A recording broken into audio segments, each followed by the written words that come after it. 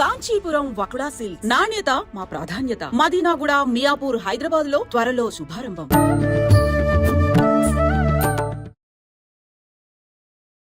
నమస్కారం, welcome to I dream. ధర్మ మార్గం విత్ విజిత కార్యక్రమానికి స్వాగతం. ప్రస్తుతం మనతో పాటు ఉన్నారు ప్రముఖ జ్యోతిష్య పండితులు, ఆధ్యాత్మికవేత్త సుభాష్ శర్మ గారు. ఇప్పుడు గురువు గారితో మాట్లాడి మరిన్ని విషయాలు తెలుసుకునే ప్రయత్నం చేద్దాం. నమస్కారం గురుగారు. శ్రీమాత్రి నమః.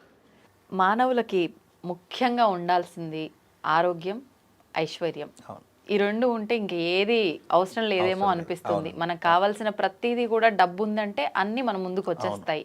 అట్లా అని డబ్బు లేనిదే బతకలేమా అని అంటే బతకలేము, బతకొచ్చు, అన్ని రకాలుగా మాట్లాడుకోవచ్చు. ప్రతి దానికి డబ్బే అనేటప్పుడు ప్రధానంగా లేదు. కొన్నిటికి డబ్బులు అవసరం ఉంటాయి. డబ్బులు ఎన్ని ఉన్నా కానీ ఆరోగ్యం లేకపోతే డబ్బులు ఉన్న వృధానే. మీరు అన్నట్టుగా వాస్తవం. అయితే ఎంత కష్టపడ్డా అవసరాలకి, నిత్యావసరాలకి సరిపోను కూడా డబ్బులు చేతికి రాకుండా ఇబ్బంది పడి అప్పుల పాలైన వాళ్ళు చాలా మంది కుటుంబాలు ఉన్నారు. అటువంటి వాళ్ళు అంటే ఇంకా బతకలేము అని చెప్పి కుటుంబ సభ్యుల్ని వదిలేసి ఆత్మహత్య చేసుకున్న సందర్భాలు కూడా చాలా చూసాం మనం. నిజంగా అటువంటి వాళ్ళకి ఒక మంచి పరిహారం ఏదైనా తెలియజేస్తే, అది గనక వాళ్ళకు ఉపయోగపడితే ఆ ఇబ్బంది నుంచి బయట పడతారేమో. ఇప్పుడు ఎలాగో మన కొత్త సంవత్సరం రాబోతోంది, వాళ్ళ జీవితంలో అలా ఇబ్బంది పడే వాళ్ళ జీవితంలో ఏదైనా మార్పు వస్తే నిజంగా దానికి మించిన సంతోషం ఇంకొకటి ఉండదు గురుగారు. అలాంటి పరిహారం ఏదైనా ఉందా? తప్పకుండా ఉంటుందేమో. మీరు ఎప్పుడైనా గుర్తుపెట్టుకో, జ్యోతిష్యంలో, సనాతన ధర్మంలో దీనికి సమాధానం లేదు అన్నటువంటిది జ్యోతిష్యంలో కానీ, మన ధర్మంలో కానీ, శాస్త్రాల్లో కానీ, పురాణాల్లో ఏది ఉండదు.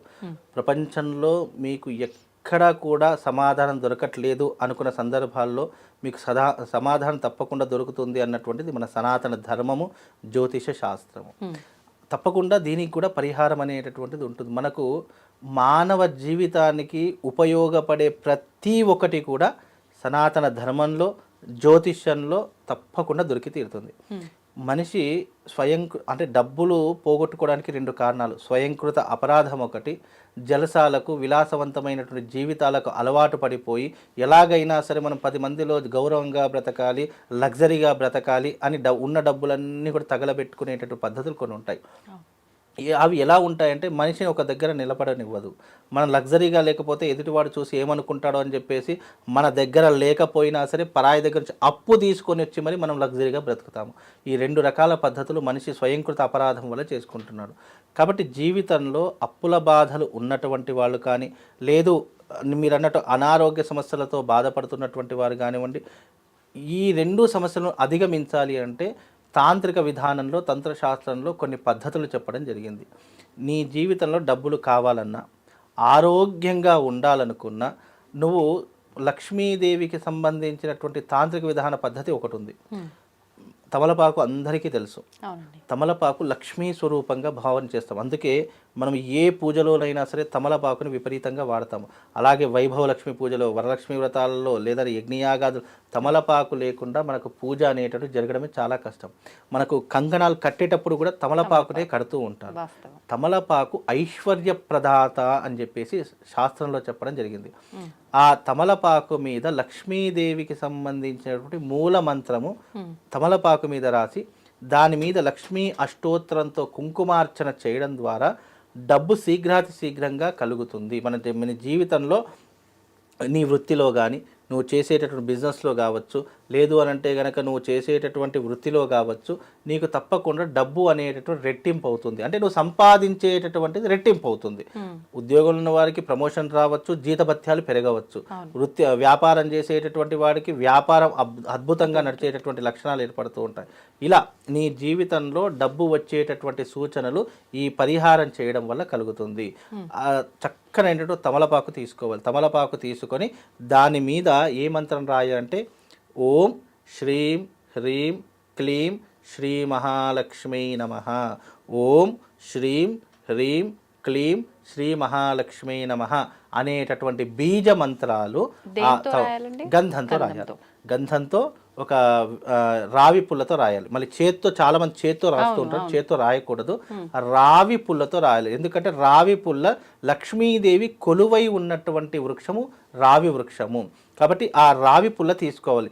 రావి వేరు పుల్లైనా సరే, లేదా చెట్టుకు సంబంధించిన ఒక పుల్లైనా సరే, ఏదైనా ఒక పుల్ల తీసుకొని చక్కగా దాన్ని శుద్ధి చేసేసి కడిగేసిన తర్వాత ఆ రావి పుల్లతో మనం పెన్ను ఎలాగైతే పట్టుకుంటో అలా పట్టుకొని గంధంలో అద్ది ఆ యొక్క ఓం శ్రీం హ్రీం క్లీం శ్రీ మహాలక్ష్మీ నమః అనేటటువంటి మంత్రాన్ని తమలపాకు మీద రాసి ఆ తమలపాకుని ఒక పళ్ళెల్లో పెట్టుకోవాలి.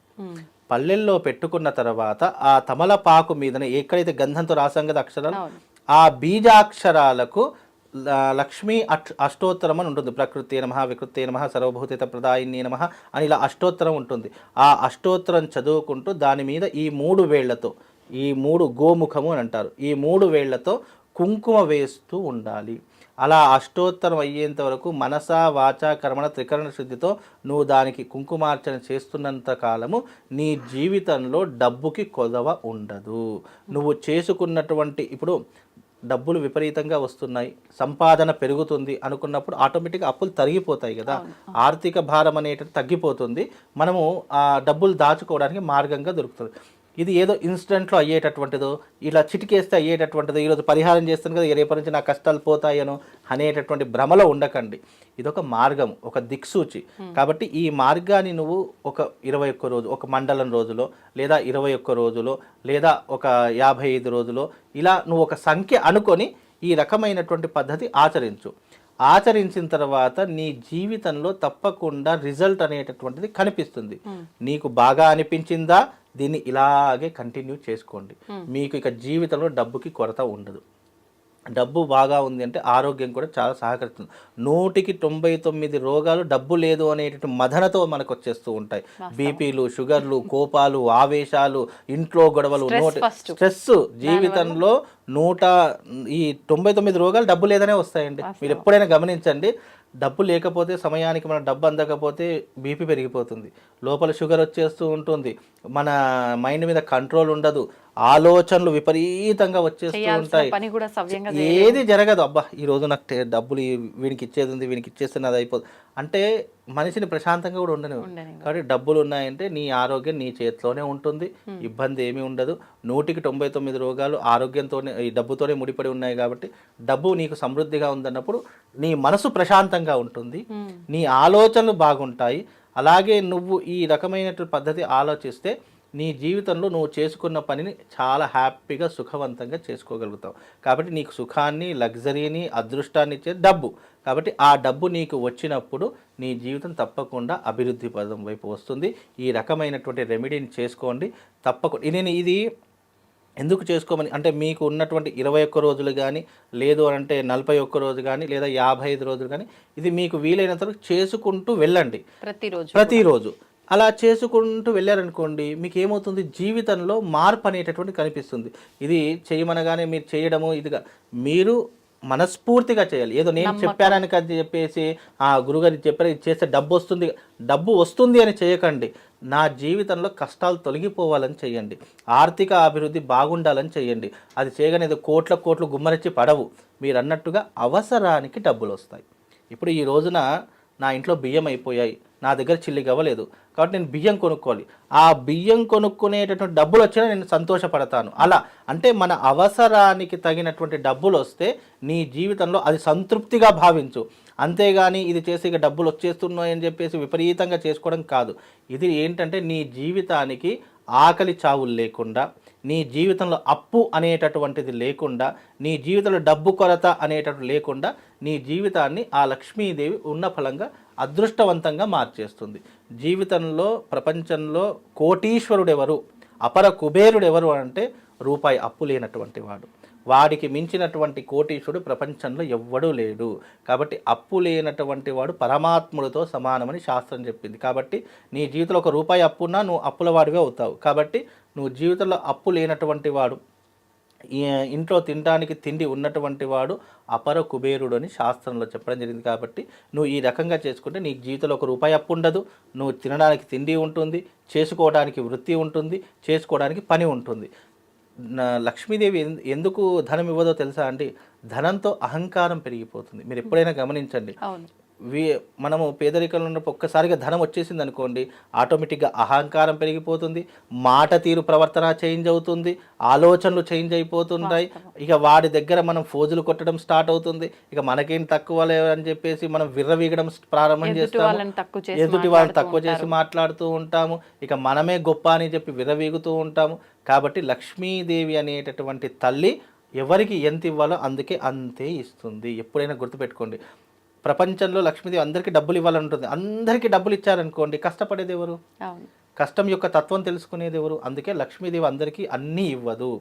నీ జీవితంలో కష్టము, నష్టము, బాధ, దుఃఖంలు అన్నీ అనుభవించిన తర్వాత అప్పుడు డబ్బు యొక్క విలువ తెలుసుకునేలా నీకు ఎంతో కొంతవరకు నీకు ఆ లక్ష్మీదేవి అండగా ఉంటుంది.